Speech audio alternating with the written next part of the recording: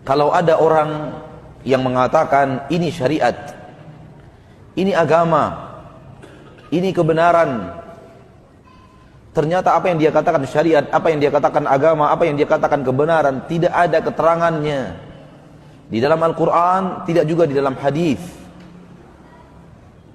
Tanyakan kepadanya, siapa yang mengajarkan kepadamu bahwa ini syariat? Jibril mana yang datang kepadamu bahwa ini syariat? Wahyu mana yang telah sampai kepadamu bahwa ini syariat? Karena yang kita tahu, wahyu dan syariat hanya datang dari Nabi Muhammad sallallahu alaihi wasallam. Kita tidak tahu syariat selain yang datang kepada kita dari Rasul kita Muhammad sallallahu alaihi wasallam.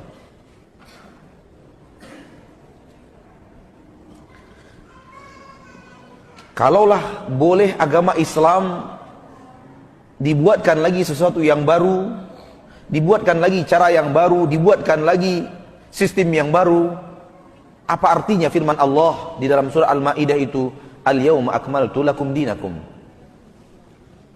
Hari ini aku sempurnakan untuk kalian agama kalian. Berarti Islam belum sempurna, masih perlu revisi, masih perlu dievaluasi.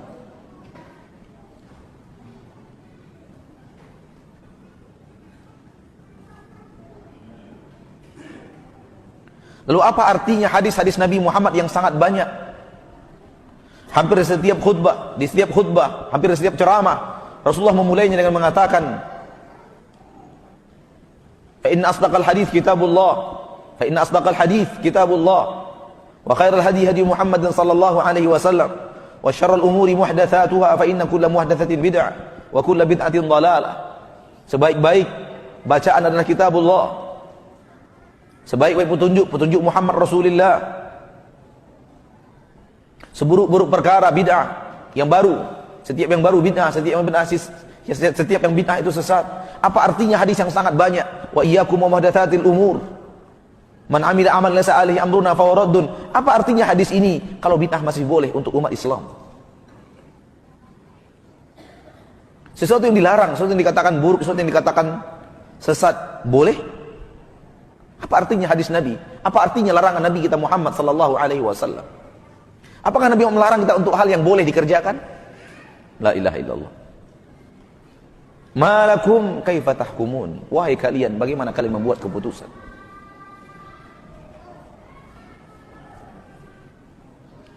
Menambahkan ibadah melebihi yang pernah diamalkan Rasul, yang pernah diizinkan Rasul, bukanlah kebaikan,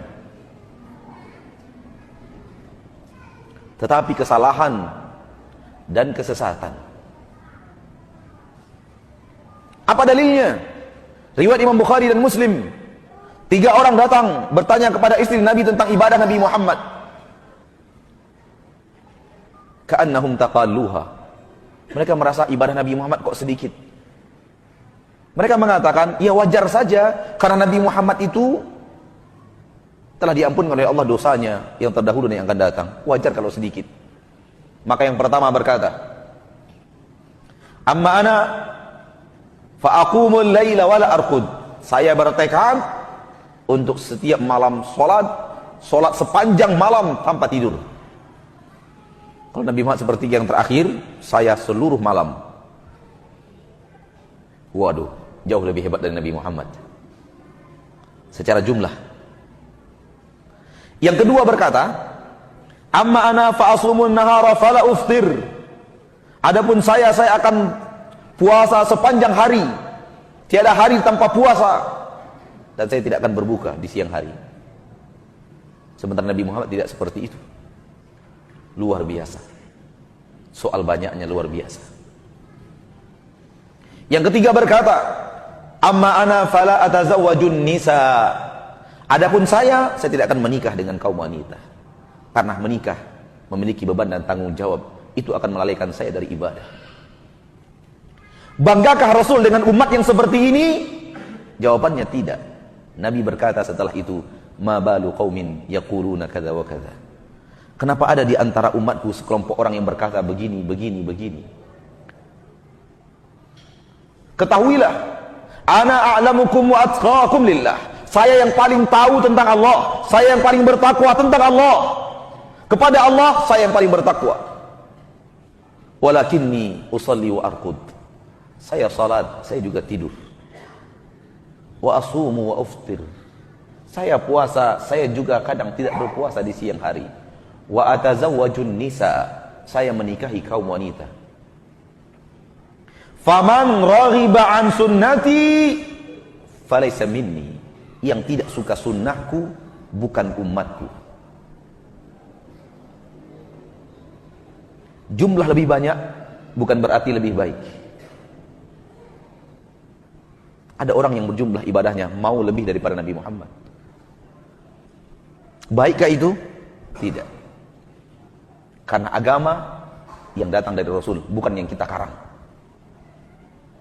Bukan yang kita buat sendiri. Bukan apa mau kita, tapi apa maunya Allah. Dan apa yang Allah mau, Allah ajarkan kepada Rasul. Dan Rasul sampaikan kepada umat. Ketika Abdullah bin Amr bin As minta izin untuk mengkhatamkan Al-Quran sekali satu hari.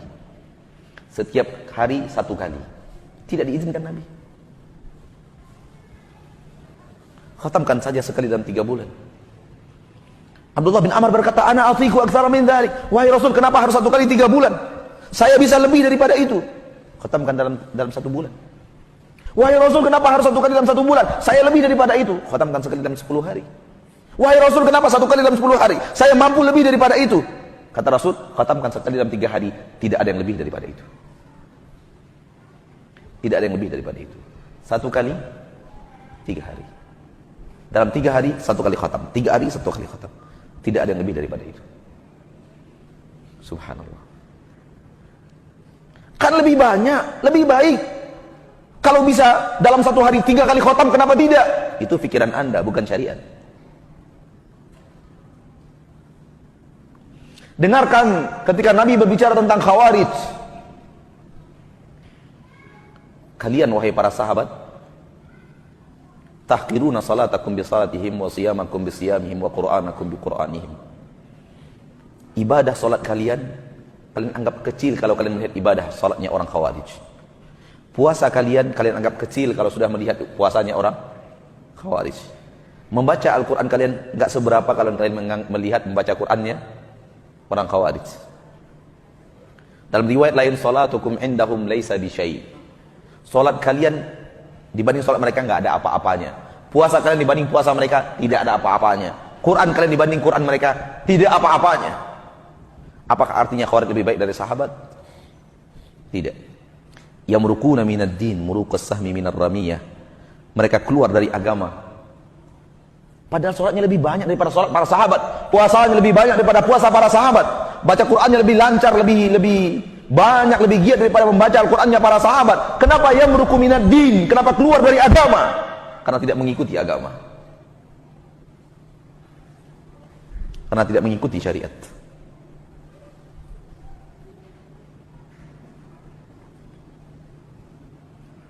Maka jangan salah. Agama ini mengikuti dalil, bukan mengikuti hawa nafsu. Berkata Imam Ibn Qayyim al-Jauziyah di dalam kitab Ighathatul Lahafan fi Masayidisy Syaitan, juz yang kedua, ketika beliau berbicara tentang syubhat, kata beliau, dan inilah agama yang benar. Silakan lihat dalam kitab Ighathatul Lahafan juz yang kedua, ketika beliau bicara tentang syubhat. Dan kalau saya tidak khilaf, tidak salah, kitab Ighathatul Lahafan telah ada diterjemahkan dalam bahasa Indonesia dengan judul Manajemen Qalbu Ibnu Qayyim al-Jauziyah. Lihat di sana bab asyubuhat, syubhat dan syahwat, fitnah syubhat dan fitnah syahwat. Beliau berkata, dengarkan, dan ini agama yang benar, ini pemahaman yang benar. Kata beliau, jadikan Rasul teladanmu dalam seluruh urusan agama, mulai yang terkecil sampai yang terbesar. Jangan ikuti beliau sebahagian sementara sebahagian lain tidak.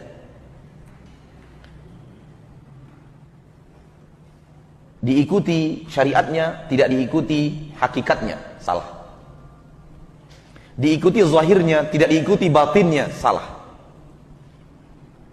Diikuti amalannya, tidak diikuti akidahnya, salah. Tapi jadikan dia orang yang kamu ikuti dari hal yang terkecil sampai hal yang terbesar. Apabila Anda bertemu sebuah pendapat, pendapat itu sesuai dengan apa yang dikatakan Rasulmu, terima. Bukan karena siapa yang berbicara, tapi karena dia sesuai dengan syariat nabimu.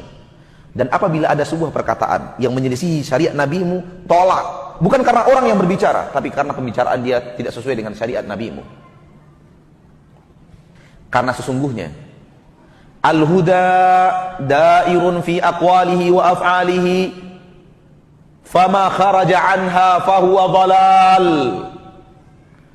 Hidayah, hidayah, wahai yang menginginkan hidayah, wahai yang mendambakan hidayah, hidayah itu ada di dalam perkataan Rasul dan perbuatan beliau. Apapun yang keluar dari itu, dari perbuatan Rasul dan perkataan beliau, semuanya sesat. Ini bukan perkataan saya.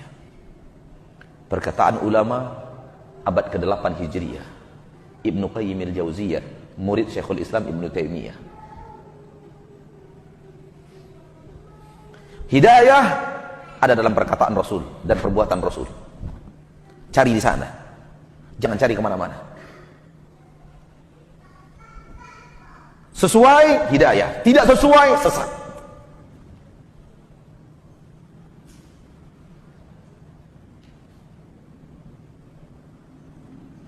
Terakhir, dan sebenarnya bukan yang terakhir, namun waktu yang tidak bisa terlalu panjang, disebabkan ada keterbatasan dan ada kelelahan. Hai kaum muslimin, saudaraku, saudariku, apakah Anda tidak sadar bahwa di akhirat kelak Anda akan bertemu dengan Rasulullah sallallahu alaihi wasallam di padang mahsyar, di masa perhitungan, di masa berhisab? Ada Nabi Muhammad di sana. Sebagai apa Nabi Muhammad itu? Sebagai saksi akan benar dan salahnya apa yang Anda lakukan.